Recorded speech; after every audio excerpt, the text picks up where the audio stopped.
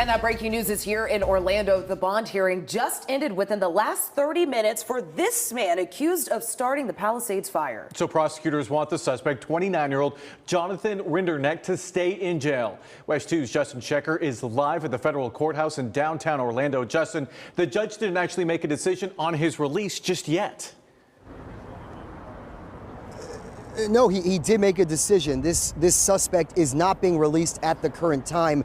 The judge ruled that he will remain in the custody of U.S. Marshals pending his trial for this felony charge of destruction of property by means of fire. Now, this ruling came after a 90-minute hearing during which we heard testimony from the local special agent in charge for the ATF, who talked about 2 times in September when West Melbourne police were called to the home where he was living. Now, one of the headlines come out of this hearing is the ATF agent testified that in September, Jonathan Rinderknecht threatened to burn down the house where he was living with his sister and brother-in-law in West Melbourne for about the last 5 months since he returned to Central Florida from Southern California. Rinderknecht was arrested on Tuesday by West Melbourne police with the assistance of the ATF after we're told they lured him to a traffic stop. We learned from the special agent, again, that the police were called to his home twice in September. Neither time he was arrested. It was on September 19th. The ATF agent said the family reported he threatened to burn down the house. Then on September 25th, with his dad visiting from France, he called police because he was concerned about his son having a gun. He made statements he would possibly shoot the brother-in-law in self-defense. While Rinderknecht told law enforcement the gun was stored securely in a safe, law enforcement say they found it in a stuffed animal just off the ground in the garage. We should also mention there were 2 children living in that home before that family had moved out because of their concerns about their brother's declining mental health.